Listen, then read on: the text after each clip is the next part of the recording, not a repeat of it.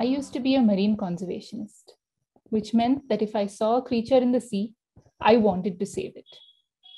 After many years of working in the field, I come here today to say something that is antithetical to the marine conservation philosophy. And this is eat seafood right, and you can save the ocean. Now, as a marine conservationist, these two concepts don't feel like they belong in the same sentence. And yet, after decades of measuring dead fish and working with fishing communities, I've come here to tell you that you can give seafood a future as long as you eat seafood in 3 ways. This all started because I'm one of those crazy scientists who, when I hear depressing facts, instead of reacting with sadness, I feel inspired. So when I heard scientists say that we are running out of seafood, my response was great. I mean, not so much for the fish, but I had found my calling. And when scientists said, at the rate we are fishing now, a child born today will not be able to enjoy the taste or the nutrition of seafood by their 30th birthday, my response was point me to the evil industry and I will save the day. Except that things are not so simple. And of course, I'm not a superhero. So as a scientist, I decided to follow a trail of facts to find out more about the fishing industry. And this is what I found.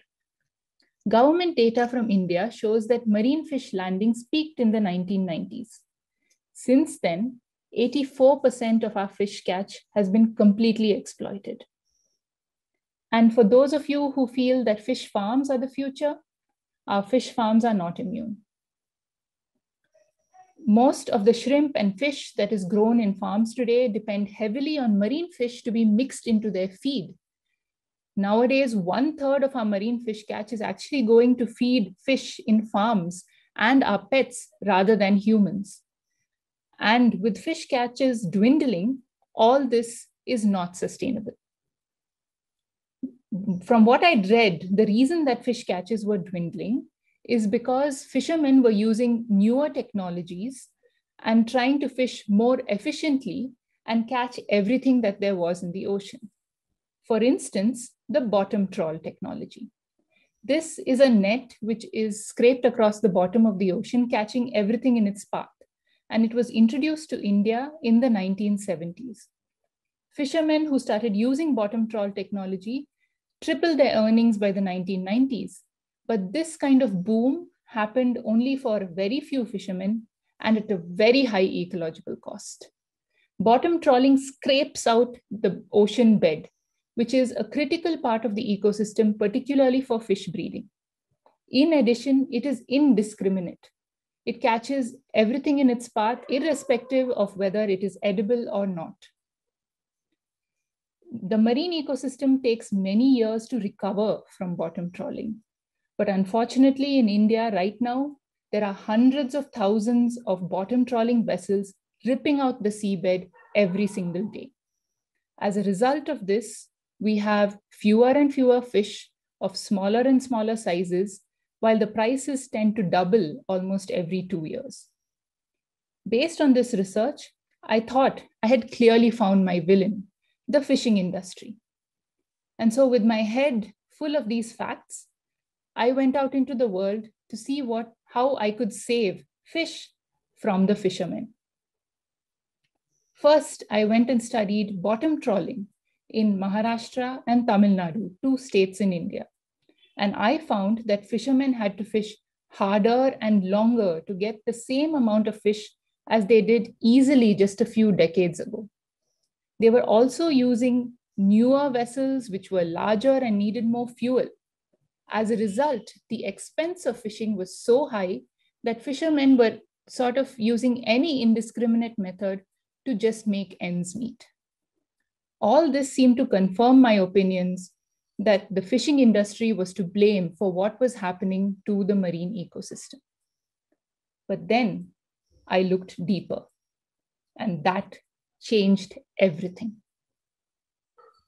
What I realized was that there were different types of fishing, just as there were different types of fishermen.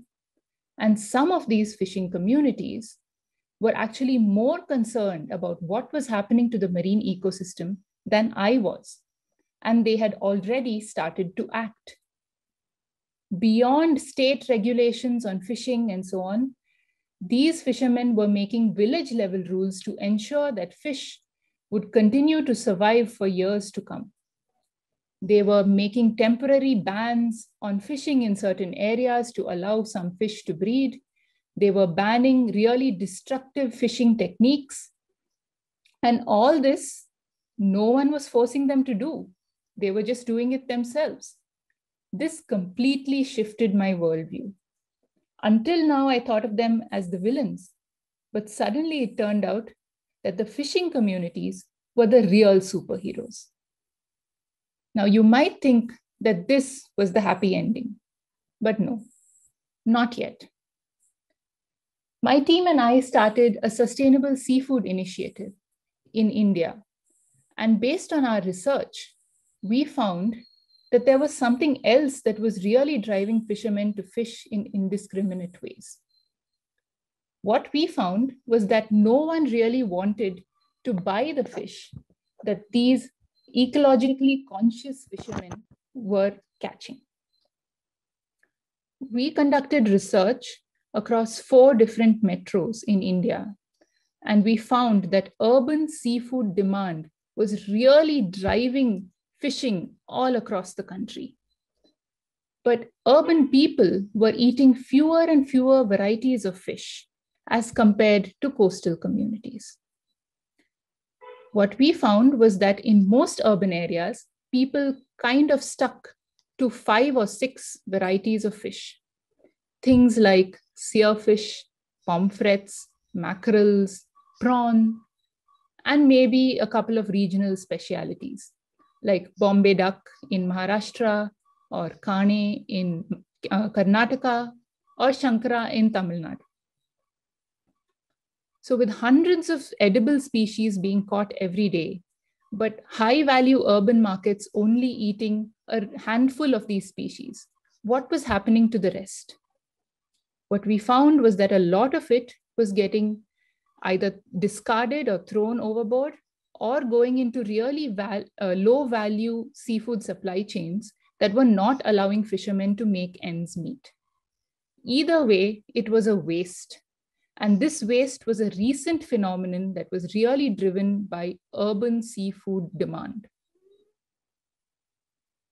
There was clearly a huge disconnect between the urban seafood market and the fishing communities who were catching the seafood. And this seemed to be the problem that was driving ecological destruction and socioeconomic upheaval for fishing communities. I had started out thinking that the problem was with fishermen, but then I realized that they were the solution. They had already begun reacting to our sustainability issues. Instead, I had to work on a different problem, which was the wide gap between seafood eaters and the marine ecosystem and the fishing communities who were trying to fish sustainably. This led me to realize that there was a 3-step solution. First, eat diverse. We have to remember that when we eat marine seafood, we are eating wild animals. And so we have to eat whatever is ecologically available. In India, with hundreds of different edible species, we decided as a team that we would try and provide information to seafood eaters on our website and through our social media about what the diversity of seafood was, which was available in our fishing harbors, and how people could access this.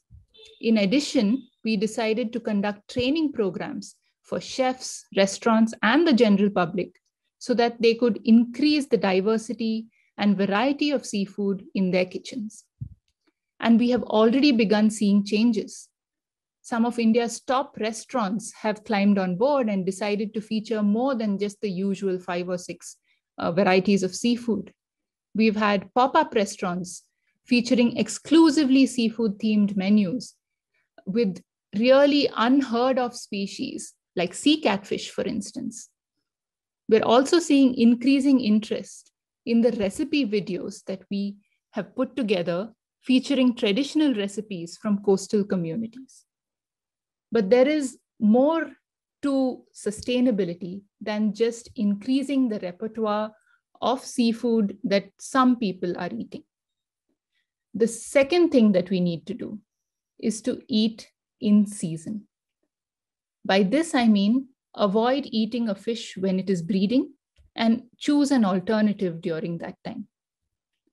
Now, the knowledge about when different fish are breeding is something that we used to have before, but we've lost over time. And so my team and I have again put together information on when different fish are breeding so that you can use it as a guide to choose seafood seasonally, allowing fish to breed and replenish their populations so that you can enjoy your seafood, your favorite varieties, year after year. In India, there are several different seafood guides, each of which use different criteria. So, for instance, there is the in-season fish seafood guide, which shows you when different fish are breeding. You can choose the seafood guide that most makes sense to you, but at the end of the day, ensure that you are eating seafood seasonally. And the third and most important thing that you can do to ensure that you are supporting sustainable seafood in India is to buy from small-scale sustainable fishermen. Now, this is pretty easy if you are along a coast, but even otherwise, make sure that you ask your fish sellers the right questions. For instance, ask, what type of net was this fish caught in? Bottom trawling would be the least preferred technique, while a line or a hook caught fish might be more preferred. You could also ask, how long was the fish struggling in the water while being caught in this fishing net or fishing line? The shorter the time, the better the quality of seafood that you get. And we've seen these changes happen in people when we take them out on tours of fishing harbors and fish landing sites. We see how they realize that the more sustainable techniques automatically produce better quality seafood.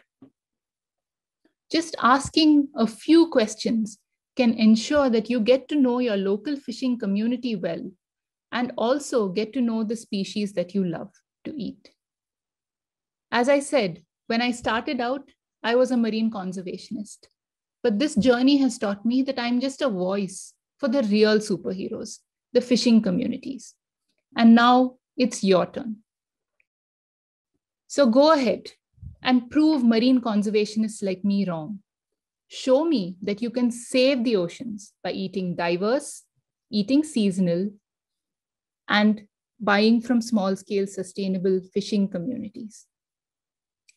Now you can be a superhero too.